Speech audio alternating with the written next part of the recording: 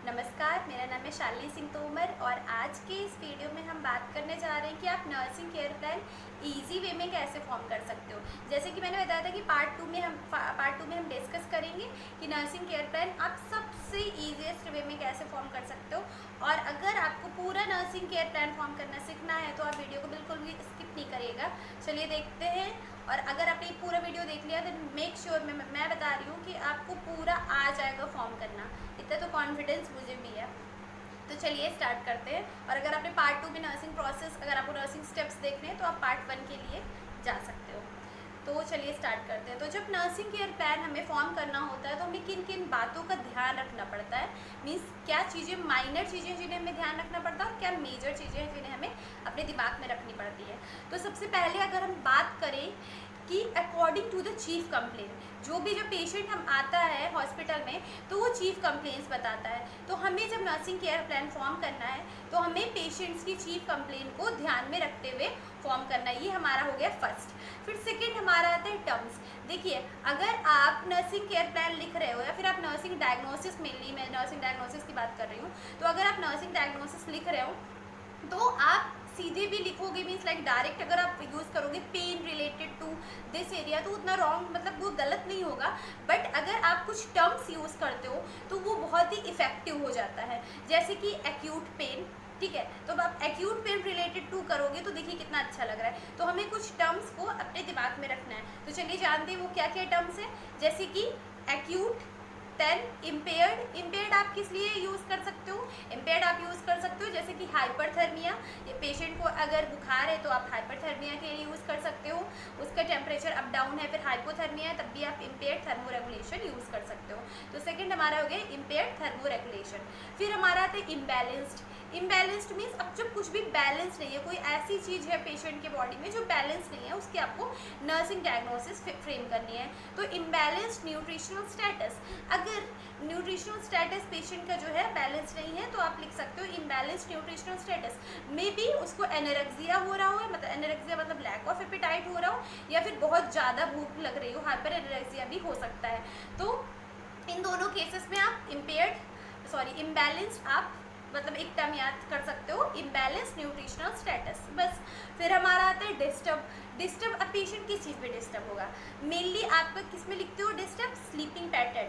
अगर पेशेंट का sleeping pattern disturb हो जाता है तो आप लिखोगे डिस्टर्ब स्लीपिंग पैटर्न, ठीक है। तो ये सारे टर्म्स हैं जो हम यूज़ करते हैं। और आप यूज़ कर सकते हो रिस्क फॉर इन्फेक्शन। अगर आपको risk for anything like risk of injury, risk for this और रिस्क ऑफ दिस, तो आप रिस्क आप क्यों यूज़ करते हो? लाइक अगर आपको लगता है कि फ्यूचर में पेशेंट को रिस्क है इन्फेक्शन होने का तो आप रिस्क भी डाल सकते हो।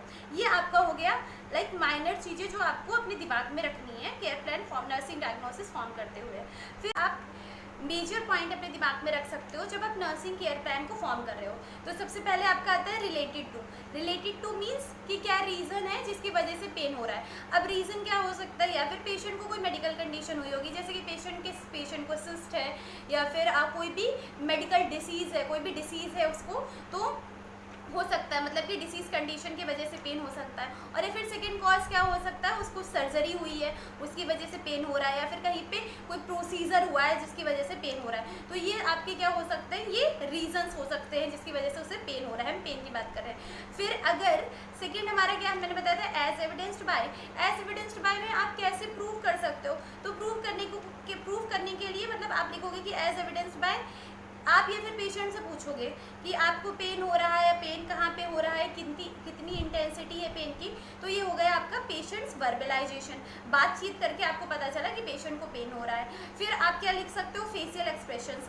अब जैसे कि किसी को भी बहुत पेन हो रहा होगा, अगर एक्यूट पेन हो रहा होगा तो उसका फेशियल एक्सप्रेशन दूसरा होगा, अगर सीवियर पेन हो रहा होगा तो मे भी पेशेंट चिल्ला रहा हो, तो आपको फेशियल एक्सप्रेशंस के अकॉर्डिंग भी पता चल जाएगा। फिर अभी पीडियाट्रिक केसेस में क्या होता है, फिर पेशेंट अगर अनकॉन्शियस होता है तो क्या होता है कि पेशेंट्स के जो बाई स्टैंडर्ड होते हैं या फिर जो उनके रिलेटिव होते हैं उनके द्वारा हमें पता चलता है कि पेशेंट को पेन हो रहा है, मतलब कि पेशेंट को पेन हो रहा है, सॉरी, कि पेशेंट की क्या डिसीज कंडीशन है, उसको क्या प्रॉब्लम हुई, तो उसके अकॉर्डिंग भी आप डायग्नोसिस फॉर्म कर सकते हो। लाइक अगर पेशेंट के फॉर एग्जांपल अगर कोई पीडियाट्रिक पेशेंट है, तो पीडियाट्रिक पेशेंट का अगर अच्छे से बच्चा खाना पानी नहीं खा रहा है, तो आप कभी कभी फेशियल एक्सप्रेशन से पता कर सकते हो सकता है आप बच्चे से पूछो तो ना बताएं, तो आप उसके रिलेटिव से पूछ सकते हो, या फिर उसकी मम्मी से या उसके पापा से, आप जो भी उसका कंसर्न पर्सन है आप उससे पूछ सकते हो। तो ये सारे प्रूफ होते हैं जहाँ पे आपको एज एविडेंस्ड बाय लिखना होता है। तो चलिए हम एक नर्सिंग डायग्नोसिस, 3 नर्सिंग डायग्नोसिस में आपको फॉर्म करके दिखाती हूँ, जिससे आपके सारे डाउट्स क्लियर हो जाएंगे। तो सबसे पहले हम स्टार्ट करते हैं पेन की नर्सिंग डायग्नोसिस। तो जैसे कि मैंने बताया था कि acute pain related to disease condition or surgical procedure as evidenced by verbalization pain scale score. Pain scale score आप कब लिखते हो कि अगर फॉर एग्जांपल 7 आउट ऑफ 10 है तो इट मीन्स कि मॉडरेट से ज़्यादा पेन हो रहा है। अगर एक्यूट, अगर मतलब माइल्ड पेन है तो फिर पेशेंट को आप जो स्कोर दोगे वो <5 होगा। तो ये फर्स्ट आता है। फिर सेकेंड जो हमारा आएगा, सेकेंड हमारा आता है impaired thermo regulation. Impaired thermo regulation in bracket आप लिखोगे हाइपरथर्मिया, क्योंकि आपको बताना है हाइपरथर्मिया क्यों, उसको हाई बॉडी टेम्परेचर है या फिर लो है, हाइपरथर्मिया हो रहा है या हाइपोथर्मिया हो रहा है। तो impaired thermoregulation hyperthermia related to, अब ये किससे रिलेटेड टू होगा, हमें फीवर कब आता है, ज़्यादातर जब हमें इन्फेक्शन होता है, हमारे ब्लड में इन्फेक्शन होता है, तो रिलेटेड टू इन्फेक्शन।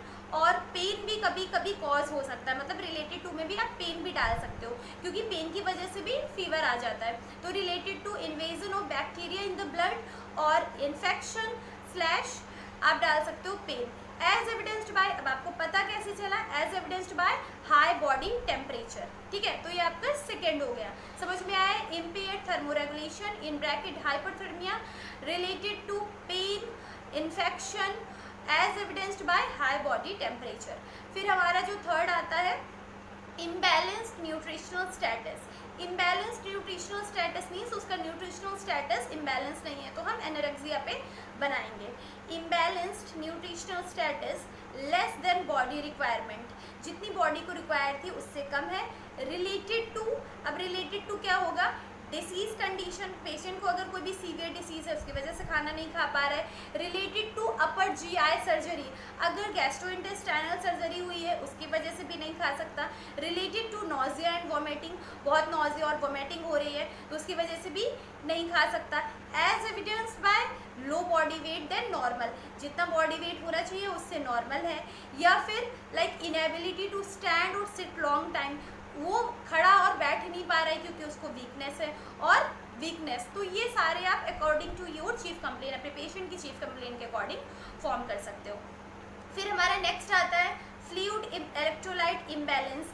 अब क्या हो गया, पानी की कमी हो गई, so fluid electrolyte imbalance related to, अब ये किससे रिलेटेड टू हो सकता है, लाइक ब्लड लॉस, अगर पेशेंट की कोई सर्जरी हुई है तो फिर ब्लड लॉस होगा, या फिर हेमरेज हुआ है तो ब्लड लॉस होगा, और या फिर सीवियर नॉजिया एंड वोमिटिंग, या नॉजिया एंड वोमिटिंग हो रहा है तब भी। ठीक है, एज एविडेंस्ड बाय क्या होगा, स्किन इंटीग्रिटी, मतलब कि जो स्किन है उससे आपको पता चल जाएगा। इनटेक आउटपुट चार्ट है उससे पता चल जाएगा। इनटेक आउटपुट चार्ट आपका न्यूट्रिशनल इम्बैलेंस न्यूट्रिशनल स्टेटस में भी आप लिख सकते हो एज एविडेंस्ड बाय में, और यहाँ पे भी लिख सकते हो।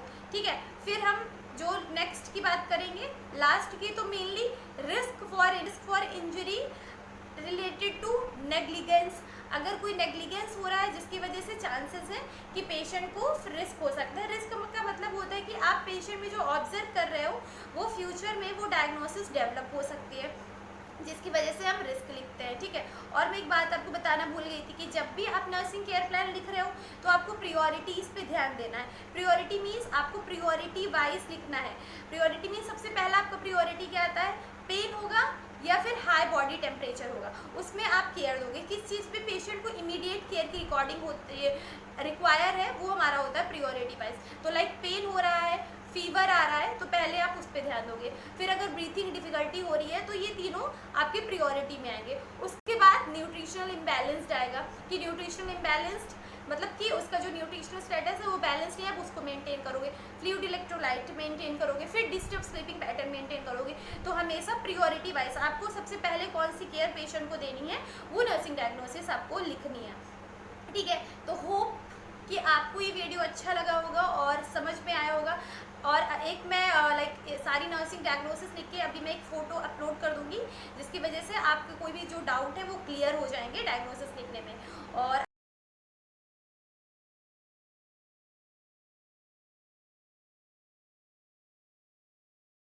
और अगर आपको ये वीडियो अच्छा लगा है देन प्लीज़ चैनल को सब्सक्राइब करिएगा और शेयर करिएगा जितना ज़्यादा हो सके।